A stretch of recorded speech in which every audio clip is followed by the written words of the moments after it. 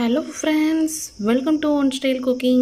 நாம இன்னைக்கு பார்க்க போற ரெசிபி என்னன்னு பாத்தீங்கன்னா ரொம்பவே யூஸ்ஃபுல்லான ஹெல்தியான ரெசிபி தாங்க பார்க்க போறோம். குழந்தை பிறந்த தாய்மார்களுக்கு பேறுகால மருந்து குழம்புன்னு வைப்பாங்க. சோ அந்த குழம்பு தான் பார்க்க போறோம். வாங்க இப்படி ஈஸியா டேஸ்டியா செய்யலாம்ங்கறத பார்க்கலாம். வீடியோக்குள்ள போறதுக்கு முன்னாடி கீழ உள்ள ரெட் கலர் subscribe பட்டனை கிளிக் பண்ணுங்க. கூடவே பக்கத்துல உள்ள பெல் ஐகானையும் கிளிக் பண்ணுங்க. அப்பதான் நான் போடுற வீடியோ எல்லாமே உடனுக்குடன் உங்களுக்கு தெரிய வரும். வாங்க இப்போ வீடியோக்குள்ள போலாம்.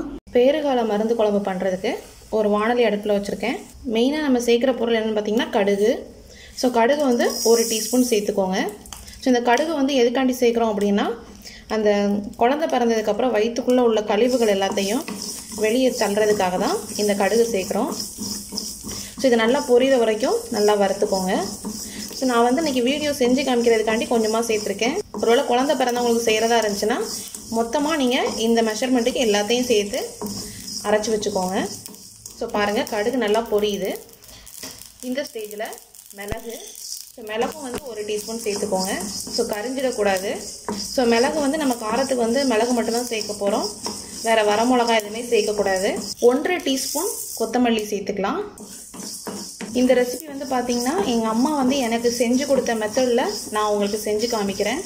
இது ரொம்பவே யூஸ்ஃபுல்லாக இருக்கும். இப்போ மல்லி லைட்டாக வறுபட்டு அந்த வாசனை வந்ததும் 1 டீஸ்பூன் ஜீரகம், 1 டீஸ்பூன் கடுகு, 1 டீஸ்பூன் மிளகு, 1 டீஸ்பூன் ஜீரகம். இதுக்கு வந்து தனியாக பார்த்தீங்கன்னா ஒரு 1.5 டீஸ்பூன் கிட்ட சேர்த்துருக்கேன். ஸோ எல்லாம் சேர்த்து நல்லா வறுத்துக்கோங்க.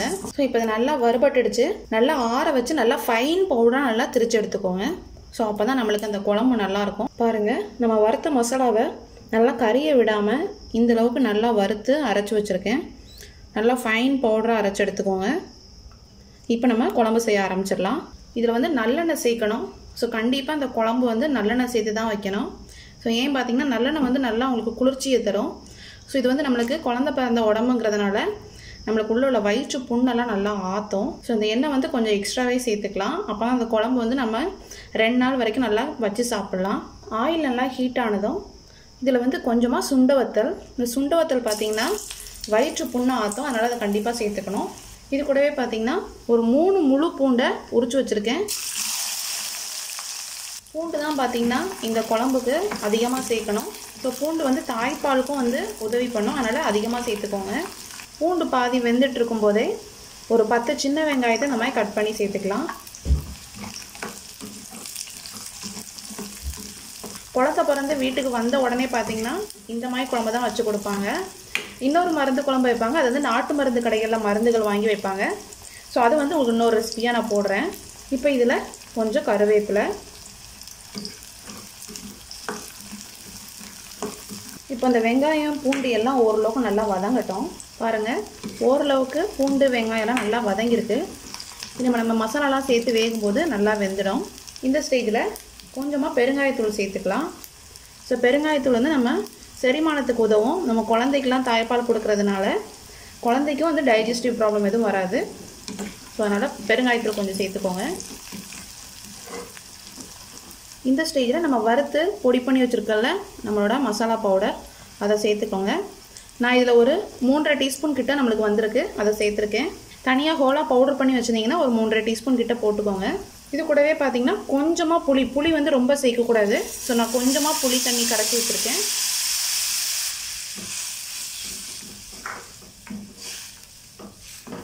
ஒரு 1/2 டீஸ்பூன் போல் மஞ்சள் தூள் மட்டும் நம்ம தனியாக சேர்த்துக்கலாம்.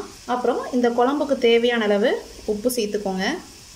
இதெல்லாம் சேர்த்து நல்லா மிக்ஸ் பண்ணி விட்டுக்கலாம். இதில் குழம்புக்கு தேவையான அளவு உங்களுக்கு எந்த அளவுக்கு குழம்பு வேணுமோ அந்த அளவுக்கு தண்ணி சேர்த்துக்கோங்க.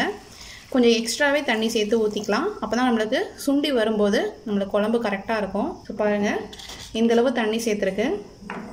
ஸோ குழம்பு கொதித்து வர்றப்பவே நம்மளுக்கு அந்த பூண்டு எல்லாமே பார்த்திங்கன்னா நம்மளுக்கு நல்லா குக் ஆகிடும். இப்போ மூடி போட்டு இது ஒரு 10 நிமிஷம் நல்லா மீடியம் ஃப்ளேமில் வச்சு கொதிக்க விடலாம். இப்போ 10 நிமிஷம் ஆயிடுச்சு. ஓப்பன் பண்ணி பார்த்துடலாம்.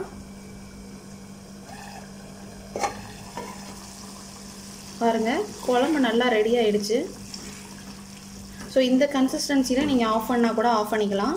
ஸோ நான் வந்து இன்னும் ஒரு 5 மினிட்ஸ் வந்து அடுப்பை சிம்மில் வச்சு கொதிக்க விட போகிறேன்.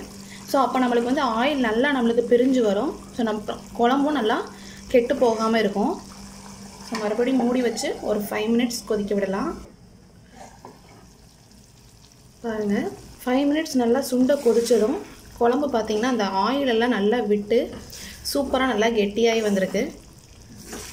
ஸோ இது சாதத்தோடு வச்சு சாப்பிடும்போது கூடவே கொஞ்சம் நெய்யும் இல்லைன்னா நல்லெண்ணெயும் ஊற்றி சாப்பிடுங்க, ரொம்பவே சூப்பராக இருக்கும்.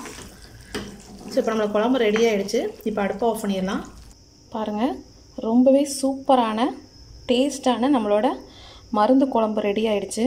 ஸோ பாருங்கள், இது ரொம்பவே ஹெல்த்தியாக இருக்கும். கண்டிப்பாக நீங்களும் இந்த மாதிரி வீட்டில் ட்ரை பண்ணி பாருங்கள். ஸோ இது குழந்தை பிறந்தவங்க மட்டும் இல்லை, எல்லாருமே இந்த குழம்ப செஞ்சு சாப்பிட்டு பார்க்கலாம். ஸோ வயிறு நல்லா க்ளீன் ஆகி ஹெல்த்தியாக இருக்கும். ஸோ இந்த ரெசிபி கண்டிப்பாக உங்களுக்கும் பிடிச்சிருக்குன்னு நினைக்கிறேன். இந்த ரெசிபி பிடிச்சிருந்துச்சின்னா நம்ம சேனலை லைக் பண்ணுங்கள், ஷேர் பண்ணுங்கள், சப்ஸ்கிரைப் பண்ணுங்கள், மறக்காமல் கமெண்ட் பண்ணுங்கள். தேங்க்யூ.